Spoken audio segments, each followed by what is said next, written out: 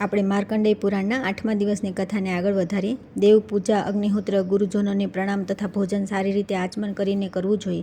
સ્વચ્છ, ફીણ રહિત, દુર્ગંધ રહિત અને પવિત્ર જળ લઈને પૂર્વ કે ઉત્તર તરફ મુખ રાખીને આચમન કરવું જોઈએ. જળના અંદરની ઘરની, ઉધઈની, ઉંદરના દરની અને શૌચની બચેલી માટી, આ 5 પ્રકારની માટીનો ત્યાગ કરવો યોગ્ય છે. હાથ પગ ધોઈને એકાગ્રચિત્તે માર્જન કરીને ઘૂંટણોને સમેટીને 2 વાર મુખના બંને કિનારાને લૂછવા, પછી સંપૂર્ણ ઇન્દ્રિયો અને મસ્તકનો સ્પર્શ કરીને જળથી સારી રીતે 3 વાર આચમન કરવું. આ પ્રમાણે પવિત્ર થઈને સમાહિત ચિત્તે સદા દેવતાઓ, પિતરો અને ઋષિઓની ક્રિયા કરવી જોઈએ. થૂક્યા પછી, ખોખારો ખાધા પછી અને કપડાં પહેર્યા પછી આચમન કરવું. છીંકવું, ચાટવું, ઉલટી કરવી, થૂકવું વગેરે ક્રિયા પછી આચમન. ગાયનો સ્પર્શ, સૂર્યના દર્શન તથા જમણા કાનનો સ્પર્શ કરવો જોઈએ. આમાં પહેલાના અભાવમાં બીજો ઉપાય કરવો જોઈએ. દાંત કચકચાવા નહીં, પોતાના શરીર પર તાલ ન ઠોકે. બંને સંધ્યાઓના સમયે અધ્યયન, ભોજન અને શયનનો ત્યાગ કરવો. સંધ્યાકાળે મૈથુન અને રાહ પર ચાલવું પણ નિષિદ્ધ છે. બેટા, પૂર્વકાળમાં દેવતાઓનું, મધ્યાહન કાળમાં અતિથિઓનું અને અપાર કાળમાં પિતરોનું ભક્તિપૂર્વક પૂજન કરવું જોઈએ. માયા સહિત સ્નાન કરીને દેવ કાર્ય અને પિતૃ કાર્યોમાં પ્રવૃત્ત થવું ઉચિત છે. પૂર્વ કે ઉત્તર તરફ બેસીને હજામત કરાવે. ઉત્તમ કુળમાં ઉત્પન્ન થઈને પણ જે કન્યા અંગથી હીન હોય, રોગી હોય, વિકૃત રૂપની, પીળા રંગની, વધારે બોલનારી તથા બધા લોકો દ્વારા નિંદિત હોય તેની સાથે લગ્ન ન કરવા. જે કોઈ અંગથી હીન ન હોય, જેનું નાક સુંદર હોય તથા જે બધા ઉત્તમ લક્ષણોથી સુશોભિત હોય તેવી કન્યા સાથે લગ્ન કરવા જોઈએ. પુરુષે સ્ત્રીની રક્ષા કરવી જોઈએ. દિવસે શયન અને મૈથુન ન કરવું. બીજાને કષ્ટ થાય તેવું કાર્ય ન કરવું. કોઈ જીવને કષ્ટ ન આપે. રજસ્વલા સ્ત્રી બધા વર્ણના પુરુષોને માટે ત્યાજ્ય છે. જો કન્યાને જન્મ રોકવો હોય તો 5મી રાત્રે પણ સ્ત્રી સહવાસ કરવો નહીં. 6ઠ્ઠી રાત આવે ત્યારે સ્ત્રી પાસે જવું, કેમ કે બેકી રાત્રિઓ જ આના માટે યોગ્ય છે. યુગ્મ રાત્રિઓમાં સ્ત્રી સહવાસથી પુત્રનો જન્મ થાય છે અને અયુગ્ય રાત્રિમાં ગર્ભાધાન કરવાથી કન્યા ઉત્પન્ન થાય છે. પૂર્વમાં મૈથુન કરવાથી વિધર્મી અને સંધ્યાકાળમાં મૈથુન કરવાથી નપુંસક પુત્ર ઉત્પન્ન થાય છે. બેટા, હજામત કરાવ્યા બાદ, વમન થયા પછી, સ્ત્રી સંગ કર્યા પછી તથા સ્મશાન ભૂમિમાં ગયા પછી બધા વસ્ત્ર સહિત સ્નાન કરવું. દેવતા, દ્વિજ, સાધુ, સાચા મહાત્મા, ગુરુ, પતિવ્રતા, યજ્ઞકર્તા અને તપસ્વી, આ બધાની નિંદા અથવા મજાક ન કરવી. જો કોઈ ઉદંડ મનુષ્ય આ પ્રમાણે કરતો હોય તો તેની વાત સાંભળવી નહીં. પોતાનાથી શ્રેષ્ઠ અને પોતાનાથી નીચી વ્યક્તિઓની શૈયા પર બેસવું નહીં. અમંગળ વેશ ધારણ કરવો નહીં અને મુખથી અમંગલિક વચન પણ ન બોલવા. સ્વચ્છ વસ્ત્ર પહેરવા અને શ્વેત પુષ્પોની માળા ધારણ કરવી. ઉદંડ, ઉન્મત્ત, અવિનીત, શીલહીન, ચોરી વગેરેથી દૂષિત, વધારે ખર્ચાળ, લોભી, વેરી, ઉલટાનો પતિ, વધારે બળવાન, વધારે દુર્બળ, લોકમાં નિંદિત તથા બધા ઉપર સંદેહ કરનારા લોકો સાથે કદી મિત્રતા કરવી નહીં. સાધુ, સદાચારી, વિદ્વાન, ચાડી ન કરનાર, શક્તિશાળી તથા ઉદ્યોગી પુરુષની મિત્રતા કરવી. વિદ્વાન પુરુષ વેદ, વિદ્યા તથા વ્રતમાં નિષ્ણાત પુરુષો સાથે બેસે. મિત્ર, દીક્ષિત, રાજા, સ્નાતક, સ્વસુર અને ઋત્વિક, આ 6 પૂજનીય પુરુષો ઘેર આવે તો તેમની પૂજા કરવી. જે દ્વિજ સંવત્સર વ્રતને પૂરું કરીને ઘરે આવે તેમની પોતાના વૈભવ અનુસાર યથાસમય આળસ છોડીને પૂજા કરવી. અને કલ્યાણકામી પુરુષ તેમની આજ્ઞાનું પાલન કરવા માટે સદા તત્પર રહે. બુદ્ધિમાન પુરુષે બ્રાહ્મણો સાથે કદી વિવાદ કરવો નહીં. ઘરના દેવતાઓ યથાસ્થાને સારી રીતે પૂજન કરીને અગ્નિ સ્થાપનપૂર્વક તેમાં આહુતિ આપી. પ્રથમ આહુતિ બ્રહ્માને, બીજી પ્રજાપતિને, ત્રીજી ગુહ્યકોને, ચોથી કશ્યપને તથા 5મી અનુમતિને આપવી. પછી પૂર્વોક્ત પ્રમાણે ગૃહ બલિ આપીને વૈશ્વદેવ બલિ આપે. દેવતાઓને માટે અલગ અલગ સ્થાનના વિભાગ કરીને તેમને માટે બલિ અર્પણ કરે. તેમનો ક્રમ સાંભળો. એક પાત્રમાં પ્રથમ પર્જન્ય, જળ અને પૃથ્વીને 3 બલિ આપે. પછી પૂર્વ વગેરે પ્રત્યેક દિશામાં વાયુને બલિ આપીને ક્રમશઃ તે દિશાઓના નામથી પણ બલિ સમર્પિત કરે.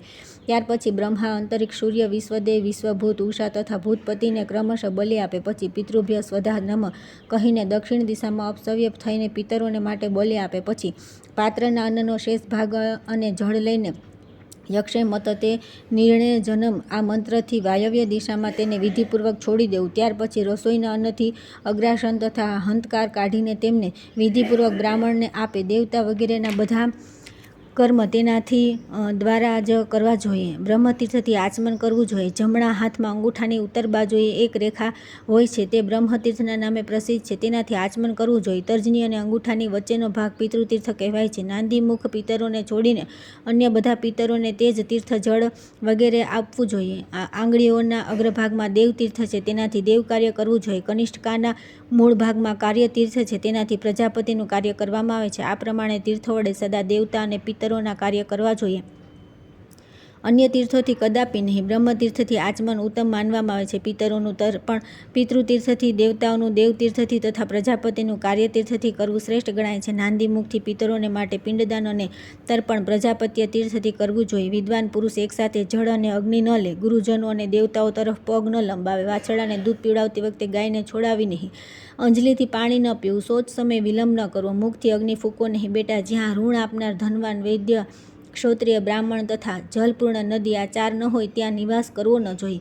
જ્યાં શત્રુ વિજયી, બળવાન અને ધર્મપરાયણ રાજા હોય ત્યાં વિદ્વાન પુરુષે નિવાસ કરવો જોઈએ. દુષ્ટ રાજાના રાજ્યમાં સુખ કેવું. જ્યાં દુર્ઘસ રાજા, ઉપજાઉ ભૂમિ, સંયમી તથા ન્યાયશીલ, પુરુવાસી અને ઈર્ષારહિત લોકો હોય ત્યાંનો નિવાસ ભવિષ્યમાં સુખકર હોય છે. જે રાષ્ટ્રમાં ખેડૂત વધારે હોય પરંતુ તે વધારે ભોગપરાયણ ન હોય, જ્યાં બધા પ્રકારના અન્ન પેદા થતા ન હોય ત્યાં બુદ્ધિમાન પુરુષે રહેવું જોઈએ. બેટા, જ્યાં વિજયનો ઈચ્છુક, પહેલાનો શત્રુ તથા સદા ઉત્સવો કરવામાં જ વ્યસ્ત રહેનારા આ 3 પ્રકારના લોકો સદા રહેતા હોય ત્યાં નિવાસ કરવો નહીં. વિદ્વાન પુરુષે એવા સ્થાનો પર સદા નિવાસ કરવો જોઈએ જ્યાંના સહવાસી સુશીલ હોય. ત્યાર પછી આવે છે ત્યાજ્ય, ગ્રાહ્ય, દ્રવ્ય શુદ્ધિ, અશોચ, નિર્ણય તથા કર્તવ્ય અકર્તવ્યનું વર્ણન. મદાલસા કહે છે કે બેટા, હવે ત્યાજ્ય અને ગ્રાહ્ય વસ્તુઓનું પ્રકરણ શરૂ કરું છું. સાંભળો. ઘી અથવા તેલમાં પકાવેલું અન્ન લાંબા સમયનું બનાવેલું અથવા વાસી હોય તો પણ તે ભોજન કરવા યોગ્ય છે. ઘઉં, જવ તથા ગોરસની બનેલી વસ્તુઓ તેલ ઘીમાં ન બની હોય તો પણ તે પૂર્વવત ગ્રાહ્ય છે. શંખ, પથ્થરનું સોનું, ચાંદી, દોરડું, કપડાં, શાક, મૂળ, ફળ, વિદળ, વાંસના બનેલા ટોપલા વગેરે, મણી, હીરા, મૂંગા, મોતી તથા મનુષ્યના શરીરની શુદ્ધિ જળથી થાય છે. લોઢાના હથિયારોની શુદ્ધ પાણીથી ધોવાથી અથવા પથ્થર કે શાન પર ઘસવાથી થાય છે. પાત્રમાં તેલ અથવા ઘી રાખવામાં આવ્યું હોય તેની સફાઈ ગરમ જળથી થાય છે. સુપડું, અનાજ, મૃગચર્મ, મૂસળ, ખાંડડી તથા કપડાના ઢગલાની શુદ્ધિ જળ માટીથી શુદ્ધ થાય છે. તૃણ, કાષ્ઠ અને ઔષધિની જળથી શુદ્ધિ થાય છે. ઘેટાના ઊનથી બનેલા કપડાં અને કેસ વગેરે દોષયુક્ત થઈ ગયા હોય તો તેમની શુદ્ધિ સરસવ અથવા તેલના ખોળ અને જળથી થાય છે.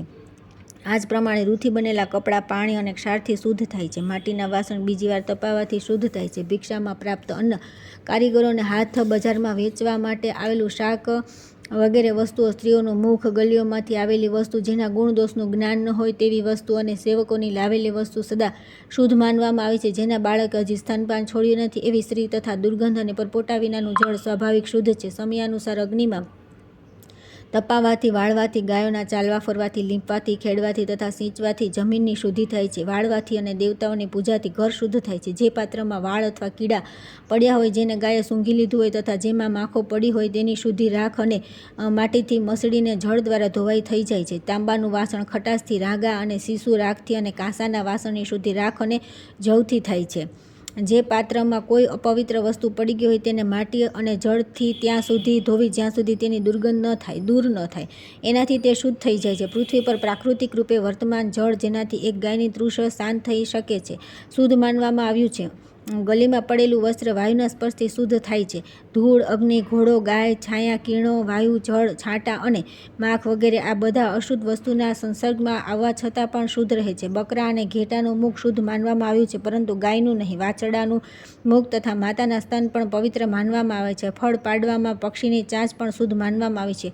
આસન, શૈયા, સવારી, નાવ અને રસ્તાનું ઘાસ આ બધા બજારમાં વેચનારી વસ્તુની જેમ સૂર્ય અને ચંદ્રમાના કિરણો તથા વાયુના સ્પર્શથી શુદ્ધ થાય છે. ગલીઓમાં હરવા ફરવા, સ્નાન કર્યા બાદ, છીંક આવ્યા બાદ, પાણી પીધા બાદ, ભોજન કર્યા બાદ તથા વસ્ત્ર બદલ્યા પછી આચમન કરવું જોઈએ. અસ્પૃશ્ય વસ્તુઓ સાથે જેમનો સ્પર્શ થઈ ગયો છે તેની, રસ્તાના કીચડની અને જળની તથા ઈંટથી બનેલી વસ્તુઓની શુદ્ધિ વાયુના સંસર્ગથી થાય છે. અજાણતા જો દૂષિત ભોજન કરી લેવામાં આવે તો 3 રાત ઉપવાસ કરવો અને જાણી સમજીને કર્યું હોય તો તેના દોષની શાંતિ માટે પ્રાયશ્ચિત કરવું. મનુષ્યના ભીના હાડકાનો સ્પર્શ થઈ જાય તો સ્નાન કરવાથી શુદ્ધિ થઈ જાય છે અને સૂકા હાડકાનો સ્પર્શ થઈ જાય તો આચમન કરીને ગાયનો સ્પર્શ અથવા સૂર્યના દર્શન કરવાથી મનુષ્ય શુદ્ધ થઈ જાય છે. બુદ્ધિમાન પુરુષે રક્ત તથા ઉપટનને ઓળંગવા નહીં અને કસમયે ઉદ્યાન વગેરેમાં કદાપી ન રોકાય. લોકનિંદિત વિધવા સ્ત્રી સાથે વાર્તાલાપ ન કરે. એઠવાડ, મળમૂત્ર અને પોગ ધોયેલા જળને ઘરની બહાર ફેંકવા. બીજાના ખોદાયેલા તળાવ વગેરેમાંથી 5 લોંદા માટી કાઢ્યા વિના સ્નાન ન કરે. દેવતા સંબંધી સરોવર તથા ગંગા વગેરે નદીઓમાં સ્નાન કરવું દેવતા, પિતર, ઉત્તમ શાસ્ત્ર, યજ્ઞ અને મંત્ર વગેરેની નિંદા કરનાર, પુરુષનો સ્પર્શ અને વાતચીત કરનારની સૂર્યના દર્શનથી શુદ્ધિ થાય છે. રજસ્વલા સ્ત્રી, પતિત, મૃતક, વિધર્મી, પ્રસૂતા સ્ત્રી, નપુંસક, વસ્ત્રહીન, ચાંડાળ, મળદા ઉપાડનાર તથા પરસ્ત્રીગામી પુરુષને જોઈને વિદ્વાન પુરુષે એ જ પ્રમાણે સૂર્ય દર્શન વડે આત્મશુદ્ધિ કરવી જોઈએ. અભક્ષ્ય પદાર્થ, નવપ્રસૂતા સ્ત્રી, નપુંસક, બિલાડી, ઉંદર, કૂતરું, મરઘા, પતિત, જાતિ, બૃહસ્પતિ, ચાંડાળ, મળદા ઉપાડનાર, રજસ્વલા સ્ત્રી, સુવર તથા અશૌચ મનુષ્યનો સ્પર્શ થઈ જાય તો સ્નાન કરવાથી શુદ્ધિ થાય છે. જેના ઘરમાં નિત્યકર્મનો દરરોજ અનાદર થતો હોય તથા જેને બ્રાહ્મણોએ ત્યાગી દીધો હોય તે નરાધમ મહાપાપી છે. નિત્યકર્મનો ત્યાગ કરવો નહીં, તેને ન કરવાનું બંધન તો માત્ર જન્મસૂતક અને મરણસૂતકમાં જ છે. અશૌચ પ્રાપ્ત થયા પછી બ્રાહ્મણ 10 દિવસ, ક્ષત્રિય 12 દિવસ તથા વૈશ્ય 15 દિવસ દાન, હોમ વગેરે કર્મોથી અલગ રહે. શૂદ્ર 1 મહિના સુધી પોતાનું કર્મ ન કરે. ત્યાર પછી બધા લોકો પોતપોતાના શાસ્ત્રોક્ત કર્મનું અનુષ્ઠાન કરે. મૃતકે ગામની બહાર લઈ જઈને તેના દાહ સંસ્કાર કર્યા બાદ એક ગોત્રવાળા ભાઈ બંધુએ પહેલા, ચોથા, 7મા અને 9મા દિવસે પ્રેતને માટે જળ આપવું તથા ચોથા દિવસે તેની ચિતાની રાખ અને હાડકાનો સંચય કરવો જોઈએ. અસ્થિ સંચય બાદ તેમને અંગ સ્પર્શ કરી શકાય. તે પછી સમાનોદક પુરુષ પોતાના બધા કર્મ કરી શકે છે, પરંતુ સપિંડ લોકો માત્ર સ્પર્શના અધિકારી થાય છે. જે દિવસે મૃત્યુ થયું હોય તે દિવસે સન્મોદક અને સપિંડ બંનેનો સ્પર્શ કરી શકાય. વૃક્ષ, સર્પ, ગાય, દાઢોવાળા જીવ, શસ્ત્ર, જળ, પાશ, અગ્નિ, વિષ, પર્વત પડવાથી તથા ઉપવાસ વગેરે દ્વારા મૃત્યુ થાય તો અથવા બાળક, પરદેશી તથા પરિવ્રાજક મૃત્યુ થાય તો તત્કાળ સૂતક નિવૃત્ત થઈ જાય છે. તથા કેટલાક લોકોના મત છે કે 3 દિવસ સૂતક રહે છે. જો સપિંડોમાંથી એકનું મૃત્યુ થાય તો થોડા જ દિવસોમાં બીજાનું મૃત્યુ થાય તો પહેલાના સૂતકમાં જેટલા દિવસ બાકી હોય તેટલા જ દિવસની અંદર બીજાનું પણ શ્રાદ્ધ વગેરે કર્મ પૂર્ણ કરી દેવું જોઈએ. જન્મસૂતકમાં આ જ વિધિ જોવામાં આવે છે. સપિંડ તથા સમાનોદક વ્યક્તિઓમાં એકના પછી બીજાનો જન્મ થાય તો પહેલાની સાથે બીજાનું પણ સૂતક ઉતરી જાય. પુત્રનો જન્મ થયા પછી પિતાએ વસ્ત્ર સહિત સ્નાન કરવું જોઈએ. તેમાં પણ જો એકના જન્મ પછી બીજાનો જન્મ થઈ જાય તો પહેલાના જન્મમાં બાળકના દિવસે પણ બીજાની શુદ્ધિ થઈ જાય છે. લોકમાં જે વસ્તુ વધારે પ્રિય હોય તથા ઘરમાં પણ જે વસ્તુ વધારે લાગે તેને અક્ષય બનાવવાની ઈચ્છા રાખવાવાળા પુરુષે તે વસ્તુ ગુણવાન વ્યક્તિને આપવી. સૂતકના દિવસ સમાપ્ત થઈ ગયા પછી જળ, વાહન, આયુધ, ચાબુક અને દંડનો સ્પર્શ કરીને બધા વર્ણના લોકો પવિત્ર થઈને પોતપોતાના વર્ણ ધર્મનું અનુષ્ઠાન કરે, કેમ કે તે આલોક અને પરલોકમાં પણ કલ્યાણપ્રદ છે. ત્રણેય વેદોને સર્વદા સ્વાધ્યાય કરે, વિદ્વાન બને, ધર્માનુસાર ધનનું ઉપાર્જન કરે અને તે ધનને યત્નપૂર્વક યજ્ઞમાં વાપરે. જે કર્મને કરતા પોતાના મનમાં ધૃણા ન થાય અને જેને મહાપુરુષોની સામે પ્રગટ કરવામાં સંકોચ ન થાય તેવું કર્મ પ્રયત્નપૂર્વક કરવું જોઈએ. બેટા, આવા આચરણવાળા ગૃહસ્થ પુરુષને ધર્મ, અર્થ અને કામની પ્રાપ્તિ થાય છે તથા આલોક અને પરલોકમાં પણ તેનું કલ્યાણ થાય છે. માતાનો આ પ્રમાણે ઉપદેશ ગ્રહણ કરીને રાજા ઋતધ્વજના પુત્ર અલર્કે યુવાવસ્થામાં વિધિપૂર્વક પોતાના લગ્ન કર્યા. તેને અનેક પુત્ર થયા. તેણે યજ્ઞો દ્વારા ભગવાનનું યજન કર્યું અને નિરંતર તે પિતાની આજ્ઞાનું પાલન કરવામાં સંલગ્ન રહેતો હતો. ત્યાર પછી ઘણા સમય બાદ વૃદ્ધાવસ્થા આવવાથી ધર્મપરાયણ મહારાજ ઋતધ્વજે પોતાની પત્ની સાથે તપસ્યા માટે વનમાં જવાનો વિચાર કર્યો અને પુત્રનો રાજ્યાભિષેક કરી દીધો.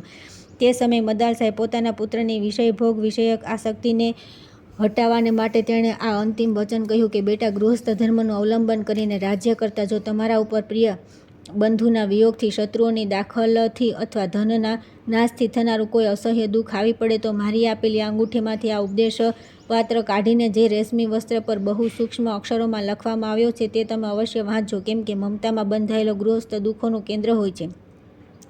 સુમતિ કહે છે કે આમ કહીને મદાલસાએ પોતાના પુત્રને સોનાની અંગૂઠી આપી અને ગૃહસ્થ પુરુષને યોગ્ય અનેક આશીર્વાદ પણ આપ્યા.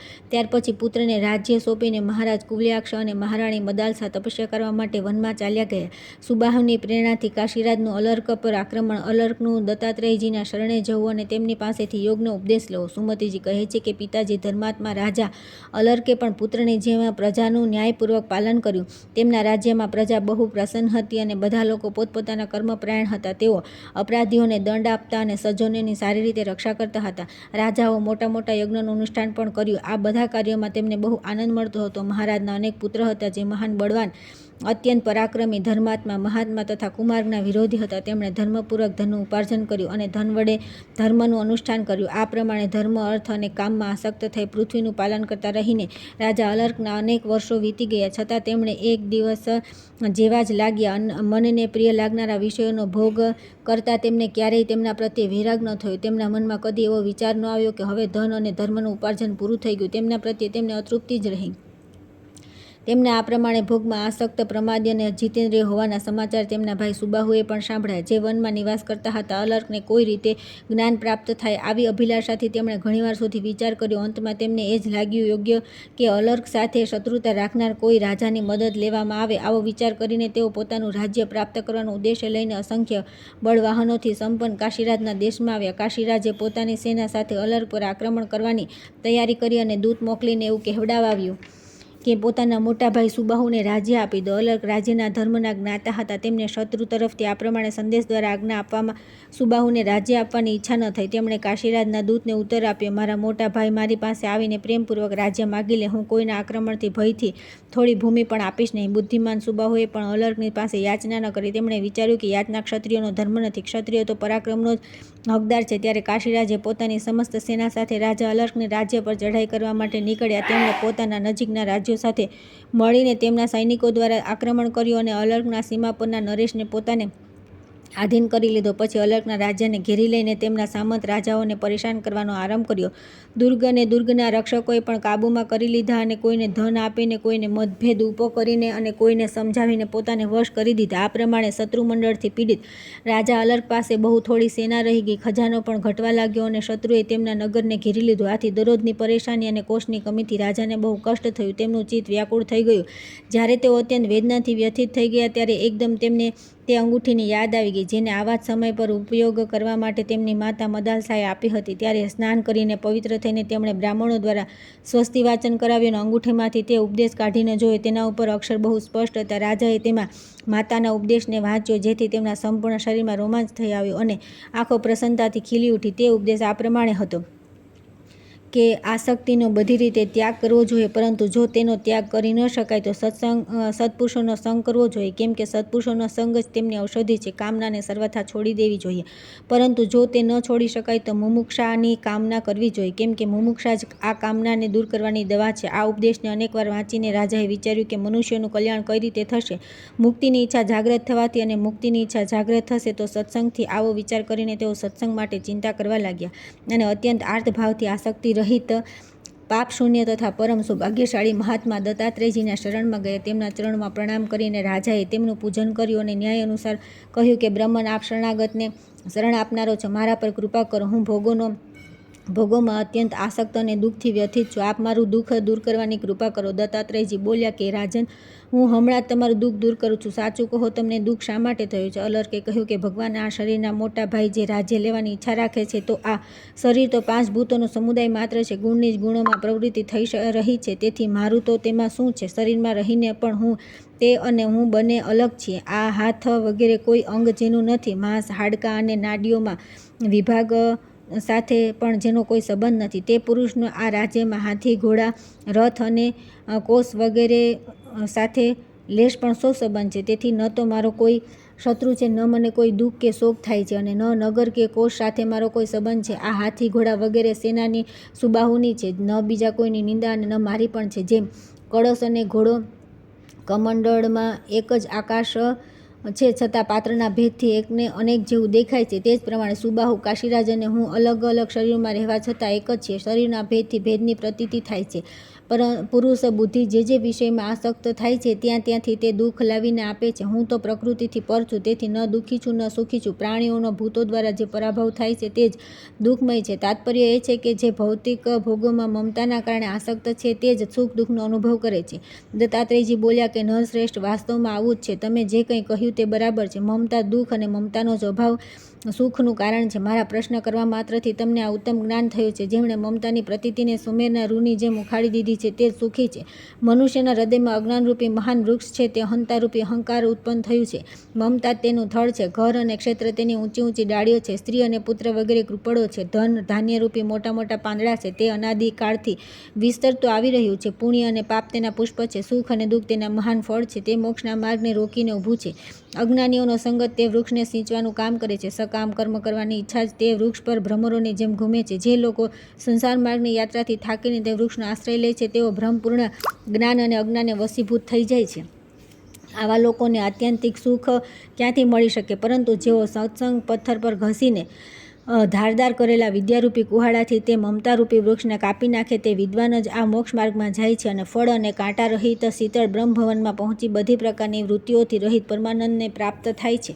અલર્કે કહ્યું કે ભગવાન, આપની કૃપાથી મને એવું ઉત્તમ જ્ઞાન પ્રાપ્ત થયું જે જળ, પ્રકૃતિ અને ચેતન શક્તિનો વિવેક કરનારું છે, પરંતુ મારું મન વિષયોને વશ છે, તેથી તે આ જ્ઞાનમાં સ્થિર થતું નથી. મને એ ખબર નથી કે આ પ્રવૃત્તિમાં બંધનથી કઈ રીતે છૂટું, કઈ રીતે મારો આ સંસારમાં ફરી જન્મ ન થાય, કઈ રીતે હું નિર્ગુણ ભાવને પ્રાપ્ત થાઉં અને કઈ રીતે સનાતન બ્રહ્મ સાથે એકતા પ્રાપ્ત કરું. બ્રહ્મન, મને એવો જ ઉત્તમ યોગ બતાવો જેથી હું મુક્ત થઈ શકું. તે માટે આપના ચરણમાં મસ્તક મૂકીને યાચના કરું છું, કેમ કે આપ જેવા સંતોનો સંગ જ મનુષ્યોનો પરમ ઉપકાર કરનારો છે. દત્તાત્રેયજી બોલ્યા કે રાજન, યોગીને જ્ઞાનની પ્રાપ્તિ થઈને જે તેનું જ્ઞાન નાશ પામે છે તે જ મુક્તિ છે અને તેને જ બ્રહ્મની સાથે એકતા અને પ્રકૃતિના ગુણોથી અલગ થવું છે. મુક્તિ સાથે છે યોગથી યોગ પ્રાપ્ત થાય છે અને સમ્યક જ્ઞાનથી સમ્યક જ્ઞાન થાય છે. વૈરાગજનક દુઃખથી અને દુઃખ થાય છે. મમતાના કારણે સ્ત્રી, પુત્ર, ધન વગેરેમાં આસક્તિ હોવાથી તેની મુક્તિની ઈચ્છા રાખનાર પુરુષ આસક્તિના દુઃખનું મૂળ સમજીને યત્નપૂર્વક ત્યાગી દે. આસક્તિ ન હોય તો આ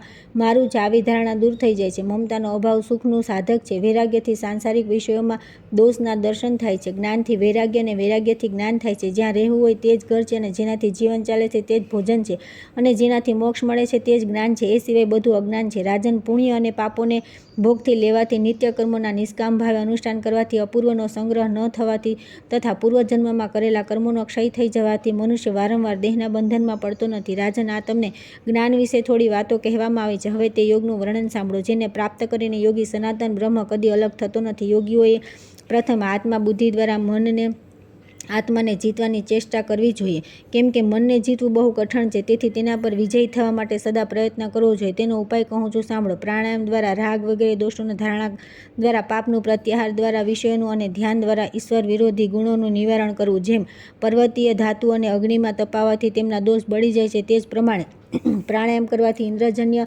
દોષ દૂર થઈ જાય છે. તેથી યોગના જ્ઞાતા પુરુષે પ્રથમ પ્રાણાયામનું સાધન કરવું જોઈએ. પ્રાણ અને અપાન વાયુને રોકવાનું નામ છે પ્રાણાયામ. એ લઘુ, મધ્યમ અને ઉત્તરીય ભેદથી 3 પ્રકારનો કહ્યો છે. અલર્ક, હવે હું તેની માત્રા જણાવું છું, સાંભળો. લઘુ પ્રાણાયામ 12 માત્રાનો હોય છે. તેનાથી 2 ગણી માત્રાનો મધ્યમ અને 3 ગણી માત્રાનો ઉત્તરીય અથવા ઉત્તમ કહેવાય છે. પાપણોને ઉઘાડવી અને બંધ કરવી જેટલો સમય લાગે છે તે જ પ્રાણાયામની સંખ્યા માટે માત્રા કહેવાય છે. આવી 12 માત્રાનો લઘુ નામનો પ્રાણાયામ થાય છે. પ્રથમ પ્રાણાયામ દ્વારા સ્વેદને, મધ્યમ દ્વારા કંપને અને ત્રીજા પ્રાણાયામ દ્વારા વિષાદને જીતો. આ પ્રમાણે ક્રમશઃ આ ત્રણેય દોષો પર વિજય પ્રાપ્ત કરે. જેમ સિંહ, વાઘ અને હાથી સેવાથી કોમળ થઈ જાય, તેમની કઠોરતા દબાઈ જાય, એ જ પ્રમાણે પ્રાણાયામ કરવાથી પ્રાણ યોગીના વશમાં થઈ જાય. જેમ મહાવત મદમસ્ત હાથીને પણ વશમાં કરીને ઈચ્છાનુસાર ચલાવે છે, એ જ પ્રમાણે યોગી વશમાં કરેલા પ્રાણને પોતાની ઈચ્છાને આધીન રાખે છે. જેમ વશમાં કરેલો સિંહ માત્ર મૃગોને જ મારે છે, મનુષ્યને નહીં, તે જ પ્રમાણે પ્રાણાયામ દ્વારા વશમાં કરેલો પ્રાણ માત્ર પાપોને નાશ કરે છે, મનુષ્યના શરીરને નહીં. તેથી યોગી પુરુષે સદા પ્રાણાયામમાં સંલગ્ન રહેવું જોઈએ. રાજન, ધ્વસ્તી, પ્રાપ્તિ, સંવિત અને પ્રસાદ આ મોક્ષરૂપી ફળ પ્રદાન કરનારી પ્રાણાયામની 4 અવસ્થા છે. હવે ક્રમશઃ તેમના સ્વરૂપનું વર્ણન સાંભળો. જે અવસ્થામાં શુભ અને અશુભનું કર્મનું ફળ ક્ષીણ થઈ જાય અને ચિત્તની વાસના નષ્ટ થઈ જાય તેનું નામ ધ્વસ્તી છે. જ્યારે યોગી આ લોક અને પરલોકના ભોગો પ્રત્યે લોભ અને મોહ ઉત્પન્ન કરનારી સમસ્ત કામનાઓને રોકીને સદા પોતાના આત્મામાં સંતુષ્ટ રહે છે, તે નિરંતર રહેનારી પ્રાપ્તિ નામની અવસ્થા છે. જે સમયે યોગી સૂર્ય, ચંદ્રમા, નક્ષત્ર તથા ગ્રહો જેવો પ્રભાવશાળી થઈને ઉત્તમ જ્ઞાન સંપત્તિ પ્રાપ્ત કરે છે અને તે જ્ઞાન સંપત્તિ ભૂત ભવિષ્યની વાતોને તથા દૂરની તેમજ અદ્રશ્ય વસ્તુઓને પણ જાણી લે છે, તે સમયે પ્રાણાયામની સંવિત અને અવસ્થા હોય છે. જે પ્રાણાયામથી મન, 5 વાયુ, સંપૂર્ણ ઇન્દ્રિયો અને ઇન્દ્રિયોના વિષય પ્રસાદને પ્રાપ્ત થાય છે, તે તેની પ્રસાદ અવસ્થા છે. હે રાજન, હવે પ્રાણાયામનું લક્ષણ તથા યોગાભ્યાસમાં નિરંતર પ્રવૃત્ત રહેનારા યોગીને માટે વિહિત આસન બતાવું છું, સાંભળો. પદ્માસન, અર્ધાસન, સ્વસ્તિકાસન વગેરે આસનોથી બેસીને મનમાં જ પ્રણવનું ચિંતન કરતા રહીને યોગાભ્યાસ કરે. શરીરને સમતોલ અવસ્થામાં રાખે અને આસન પણ સમ હોય. બંને પગને વાળીને બંને સાથળને આગળ તરફ સ્થિર કરે. મુખ બંધ રાખે. એડીઓને એ રીતે રાખે જેથી તે લિંગ અને અંડકોષના સ્પર્શ ન કરી શકે. મન અને ઇન્દ્રિયોને સંયમમાં રાખીને સ્થિર રહેવું. મસ્તક થોડું ઊંચું રાખવું. દાંતોને દાંતોથી સ્પર્શ ન થવા દેવો. પોતાની નાસિકાના અગ્રભાગ પર દ્રષ્ટિ રાખીને અન્ય દિશાઓ તરફ ન જોઈ. રજોગુણથી તમોગુણની અને સત્વગુણથી રજોગુણની વૃત્તિને સારી રીતે આચ્છાદિત કરીને નિર્મળ સત્વમાં સ્થિત થઈને યોગ વેતા પુરુષ યોગનો અભ્યાસ કરી ઇન્દ્રિય, પ્રાણ વગેરે અને મનને તેના વિષયોથી હટાવીને પ્રત્યાહાર કરે. જેમ કાચબો પોતાના બધા અંગોને સમેટી લે છે, તે જ પ્રમાણે જે સમસ્ત કામનાઓને સમેટી લે છે તે નિરંતર આત્મામાં જ રમણ કરનારો અને એકમાત્ર પરમાત્મામાં સ્થિત થયેલ પુરુષ પોતાના આત્મામાં આત્માનો સાક્ષાત્કાર કરે છે. વિદ્વાન પુરુષ બહાર અંદરની શુદ્ધિનું સંપાદન કરીને કણથી નાભી સુધી શરીરને પ્રાણાયામથી પરિપૂર્ણ કરીને પ્રાણાયામનો આરંભ કરે. પ્રાણાયામ 12 છે તેમને જ ધારણા પણ કહે છે. તત્વદર્શી યોગીઓને યોગમાં 2 ધારણાઓ કહી છે. તેમના અનુસાર યોગમાં પ્રવૃત્ત થયેલ નિયતાત્મા યોગીના બધા દોષ નષ્ટ થઈ જાય છે તથા તે સ્વસ્થ પણ થઈ જાય છે. તે પરબ્રહ્મ પરમાત્માને અને પ્રકૃત ગુણોને અલગ અલગ જુએ છે, વ્યોમથી લઈને પરમાણુ સુધીનો સાક્ષાત્કાર કરે છે તથા નિષ્પાપ આત્માના પણ દર્શન કરી લે છે. આ પ્રમાણે પ્રાણાયામ પરાયણ મિતાહારી યોગી પુરુષ ધીરે ધીરે એક એક ભૂમિને વશ કરીને બીજા પર પગ મૂકે છે. જેમ પહેલા જતા સીડી એક એક પગથિયાને પાર કરી બીજા પગથિયા પર જવાય છે. જે ભૂમિ આપણા વશમાં થઈ નથી તેમાં જવાથી તે દોષ, રોગ વગેરે દુઃખ તથા મોહને વધારે છે, તેથી તેના પર ન ચઢે. પ્રાણવાયુના નિરોધને પ્રાણાયામ કહે છે. પોતાના મનને સંયમમાં રાખનાર યોગી પુરુષ શબ્દાદિ વિષયો તરફ જનારી ઇન્દ્રિયોને તેમના તરફથી યોગ દ્વારા પહ્યાત નિવૃત્ત કરે છે, તેથી તેને પ્રત્યાહાર કહે છે. યોગી મહર્ષિઓએ આ વિષયોમાં એવો ઉપાય બતાવ્યો છે કે જેથી યોગાભ્યાસ પુરુષને યોગ વગેરે દોષ થતા નથી. જેમ તૃષાથી મનુષ્ય યંત્ર અને નળી વગેરેની સહાયતાથી ધીરે ધીરે જળ પીએ છે, તે જ પ્રમાણે યોગી પુરુષ શ્રમને જીતીને ધીરે ધીરે વાયુનું પાન કરે છે. પહેલાં નાભીમાં, પછી હૃદયમાં, ત્યાર પછી વક્ષસ્થળમાં, ત્યારબાદ ક્રમશઃ કંઠ, મુખ, નાસિકાના અગ્રભાગ, નેત્ર, ભ્રુકીટીનો અગ્રભાગ તથા મસ્તકમાં પ્રાણવાયુને ધારણ કરે. ત્યારબાદ પરબ્રહ્મ પરમાત્મામાં તેમની ધારણા કરવી જોઈએ. આ સૌથી ઉત્તમ ધારણા છે. આ 10 ધારણાઓને પ્રાપ્ત થઈને યોગી અવિનાશી બ્રહ્માની સત્તાને પ્રાપ્ત થાય છે. રાજન સિદ્ધિની ઈચ્છા રાખનાર યોગી પુરુષ બહુ આદર સાથે યોગમાં પ્રવૃત્ત થાય છે. તે વધારે ખાઈને કે ખાલી પેટે થાકેલો અને વ્યાકુળ ચિત્ત ન હોય, સુખ દુઃખથી વગેરે દ્વંદ્વની પ્રબળતા હોય અથવા બહુ જોરથી વંટોળિયો ચાલતો હોય અથવા અવસરો ઉપર ધ્યાનપરાયણ થઈને યોગનો અભ્યાસ કરવો નહીં. ઘોંઘાટવાળા સ્થાનમાં, અગ્નિ અને પાણીની સમીપ, જૂની ગૌશાળામાં, 4 રસ્તા પર, સૂકા પાંદડાના ઢગલા પર, નદીમાં, સ્મશાન ભૂમિમાં, જ્યાં સર્પોનો નિવાસ હોય ત્યાં, ભયપૂર્ણ સ્થાનમાં, કૂવાના કિનારા પર, મંદિરમાં અથવા ઉધઈના ઢગલા પર, આ બધા સ્થાન પર યોગાભ્યાસ ન કરવો. જ્યાં સાત્વિક ભાવ સિદ્ધ ન થાય તેવા દેશકાળનો પરિત્યાગ કરવો. યોગમાં આસક્ત વસ્તુના દર્શન પણ નિષિદ્ધ છે, તેથી તેને પણ છોડી દેવાય. જે મૂર્ખતાવશ ઉક્ત સ્થાનોની પરવા ન કરીને ત્યાં યોગાભ્યાસનો આરંભ કરે છે તેના કાર્યમાં વિઘ્ન નાખવા માટે બહેરાપણું, જડતા, સ્મરણશક્તિનો નાશ, મૂંગાપણું, અંધત્વ અને તાવ વગેરે અનેક દોષ તત્કાળ પ્રગટ થાય છે. જે પ્રમાદવશ યોગીની સામે આ દોષ પ્રગટ થાય તો તેમનો નાશ કરવા માટે ચિકિત્સાની જરૂર છે તે સાંભળો. જે વાત રોગ, ગુલ્મ રોગ, ઉદાવર્ત તથા બીજા કોઈ ઉદર સંબંધી રોગ જો થઈ જાય તો તેની શાંતિ માટે ઘી મિશ્રિત જવની ગરમ ગરમ લાપસી ખાઈ લેવી અથવા માત્ર તેની ધારણા કરે તે રોકાયેલા વાયુને બહાર કાઢે અને વાયુના ગોળાને દૂર કરે. આ જ પ્રમાણે જ્યારે શરીરમાં ધ્રુજારી શરૂ થાય તો મનમાં બહુ મોટા પર્વતની ધારણા કરવી. બોલવામાં રૂકાવટ થાય તો વાગ્દેવીની અને બહેરાશ આવી જાય તો શ્રવણશક્તિની ધારણા કરવી. એ જ પ્રમાણે તૃષાથી વ્યથિત થઈ જવાય ત્યારે એવી ધારણા કરવી કે જીભ પર કેરીનું ફળ મૂકેલું છે અને તેમાંથી રસ મળી રહ્યો છે. તાત્પર્ય એ છે કે જે અંગમાં રોગ પેદા થાય છે ત્યાં તેમાં લોભ પહોંચાડનારી ધારણા, ગરમીમાં ઠંડીની અને ઠંડીમાં ગરમીની ધારણા કરવી. ધારણા દ્વારા જ આપણા મસ્તક પર લાકડાનો ખીલો મૂકીને બીજા લાકડાથી તેને ઠોકવાની ધારણા કરવી. તેનાથી યોગની લુપ્ત થયેલી સ્મરણ શક્તિ તત્કાળ આવી જાય છે. આ સિવાય સર્વત્ર વ્યાપક દ્યુલોક, પૃથ્વી, વાયુ અને અગ્નિની પણ ધારણા કરવી. એનાથી અમાનવીય શક્તિઓ તથા જીવજંતુઓથી થનારા વિઘ્નોની ચિકિત્સા થાય છે. જો કોઈ માનવ સિવાયનો જીવ યોગીની અંદર પ્રવેશ કરી જાય તો તેને વાયુ અને અગ્નિની ધારણા કરીને તેને પોતાના શરીરની અંદર જ બાળી નાખે. રાજન, આ પ્રમાણે યોગવેતા પુરુષે બધી રીતે પોતાની રક્ષા કરવી જોઈએ, કેમ કે આ શરીર ધર્મ, અર્થ, કામ અને મોક્ષ 4 પદાર્થોનું સાધન છે.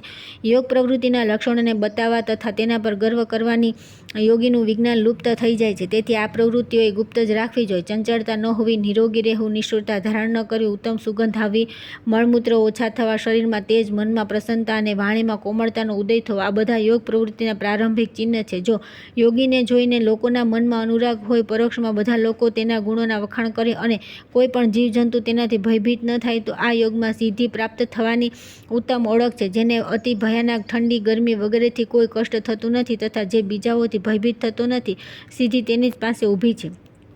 ત્યાર પછી આવે છે યોગના વિઘ્ન, તેનાથી બચવાના ઉપાય, 7 ધારણા, 8 ઐશ્વર્ય તથા યોગની મુક્તિ. દત્તાત્રેયજી કહે છે કે આત્મ સાક્ષાત્કારના સમયે પુરુષની સામે જે વિઘ્ન ઉપસ્થિત થાય છે તેનું સંક્ષિપ્તમાં વર્ણન કરું છું, સાંભળો.